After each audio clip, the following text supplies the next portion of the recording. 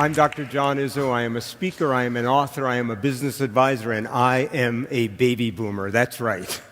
I am a part of that special generation from 47 to 64 years old who, when we were young, believed for certain that we would make the world a better place than we found it. And I am here today to muse, to ask this question: what will my generation actually be remembered for? What will our legacy be? Now, I have to tell you that that's a question that I have been asking for a very long time. When I went to university to study journalism, September of 1975, in my first month of university, I wrote an opinion piece in the university newspaper called Generation Gap. And in it, I mused and asked myself this question: many years from now, what will my generation wind up being known for? And in my 17-year-old pious, prosaic, self-righteous prose, I suggested that if we weren't careful, my generation would wind up being known as the generation who focused on materialistic things, who focused on themselves, and let all the big issues of our generation, war, poverty, and the environment, grow. Now, I want to ask my generation 37 years later, what have we actually accomplished? You see, I believe we live in one of the most critical windows in human history. Now, I know that sounds like hyperbole, but I believe we live in a time when in the next 10 to 20 years, the decisions that we make will mean that my generation especially will either be the most cursed generation in human history or one of the most praised. I think Carl Sagan, the great astronomer and philosopher, put it best in 1999 before he died, when they asked him this question: are you optimistic about the future of human evolution? What a great question. And I love how Carl Sagan answered it. He said, look, if you could project me 50 years out and we had neither blown ourselves up or destroyed the environment beyond repair, he said, I'm very optimistic about the future of human evolution. But he said, but we're in this critical window of time, and if we don't make the right decisions in the next 30 or 40 years, he said, who knows what will happen? And after 37 years, 45 years of my generation being in charge, let's take a look at what's actually happening. Let's admit it's not working.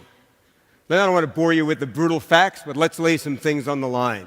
First of all, in every single metric, the environment is deteriorating as we speak. The Arctic ice is melting. The Earth is warming a decade or two faster than the computer said that it would. We're extinguishing species 1,000 times faster than the historic average. The coral reefs are dying. There are dead zones in the ocean. And you say, that's great. That's about trees and plants. But what about people?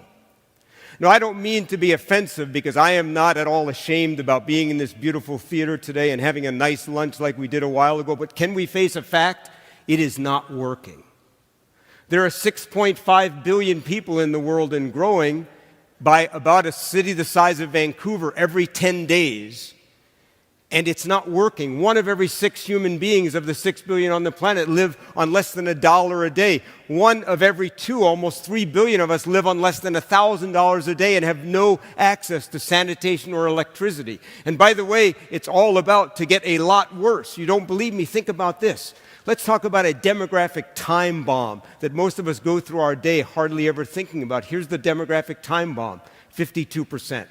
That's the percentage of Earth's 6.5 billion people who are under the age of 30 years old. And guess where the vast majority of them live? In the developing world. And over the next 10 to 20 years, rightly so, they will want what you and I have in this room.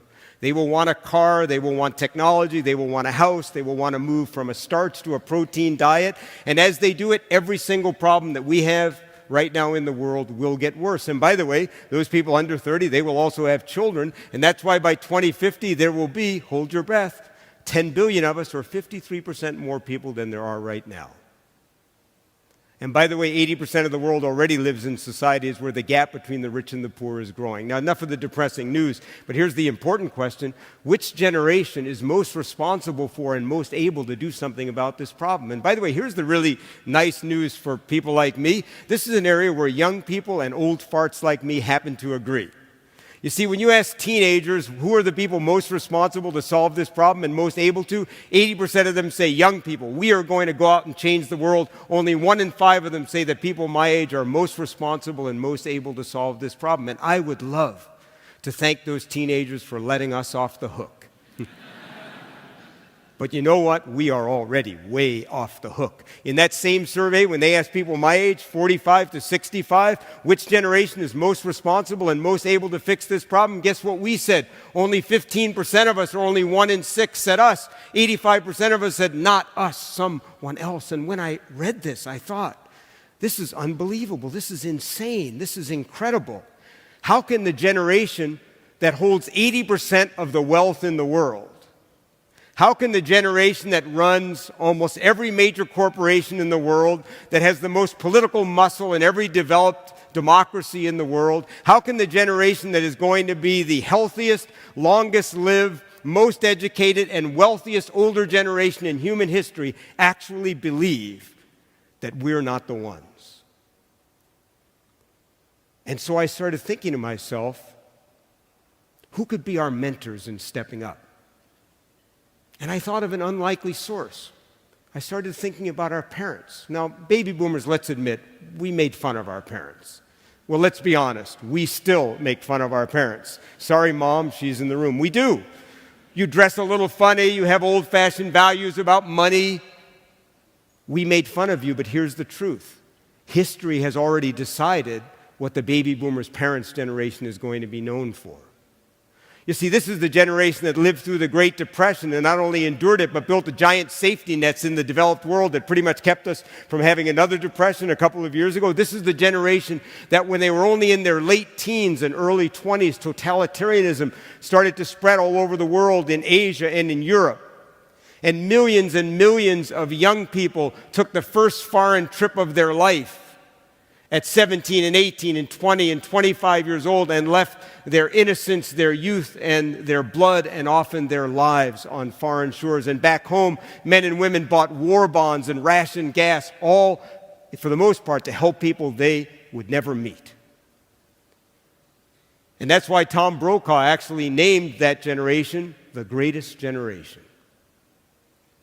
And it got me to thinking, if they named my generation right now, what would they name us? And I racked my brain, and finally I think I figured it out. They're going to call us the luckiest generation. They're going to say they're the generation that lived after the bad shit happened and before the next bad shit happened.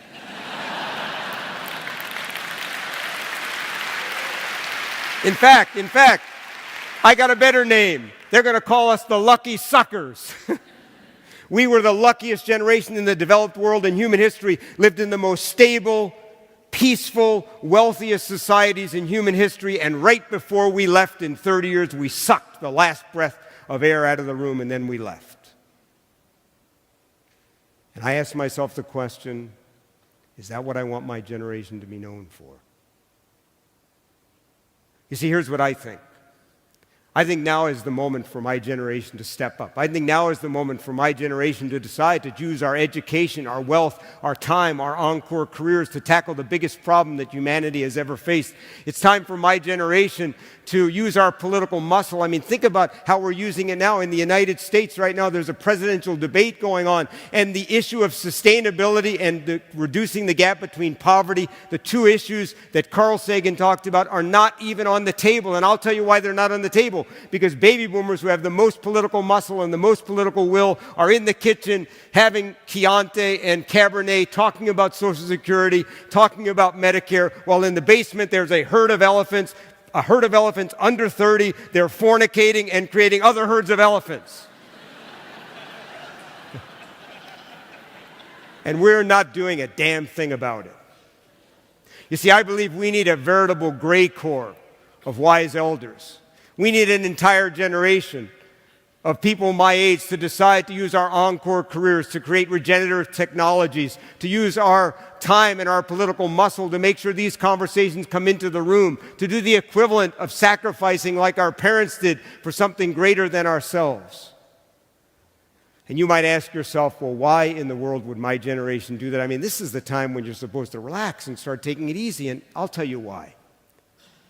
Because we're moving into what Erik Erikson, the great psychologist, called the generativity stage of life. That's after about 50 years old, you begin to ask the question, you begin to realize, someday I'm going to die. You know, we baby boomers, Botox, it's working, thank you, but we're going to die. We're moving into what I call the what's it all about Alfie stage.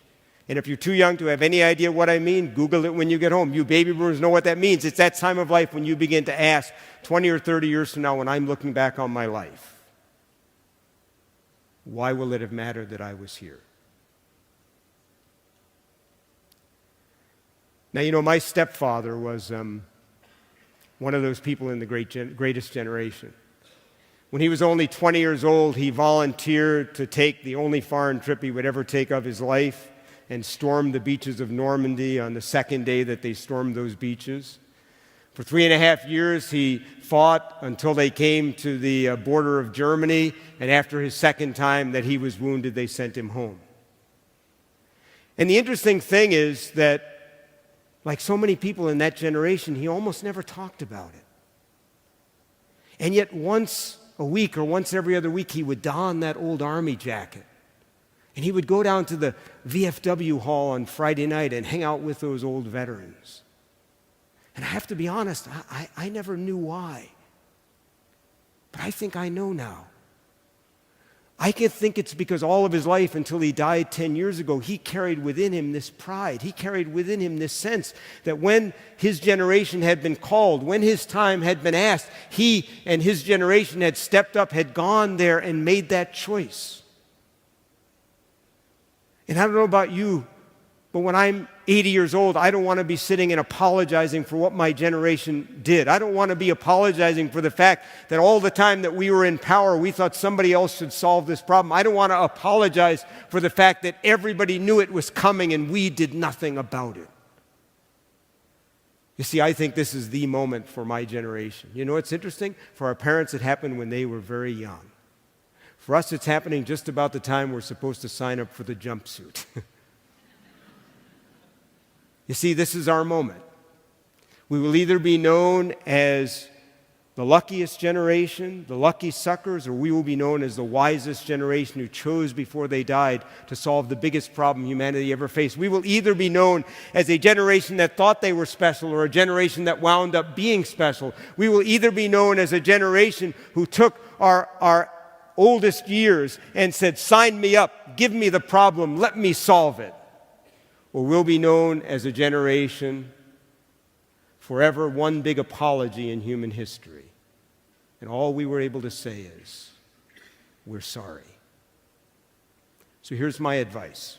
If you're not a baby boomer in this room, I want you to give and send this video to every single baby boomer, you know, your parents, your aunts, your mentors, and I want you to say to them, we can't have you check out. We need you. Sign up. This is your problem. Help us fix it. And if you're a baby boomer in this room, I have one simple thing to say to you. 37 years ago, I penned this generation gap. And what I want to say to my baby boomer friends, put away the cruise tickets. There's work to be done. Thank you. Thank you. Thanks.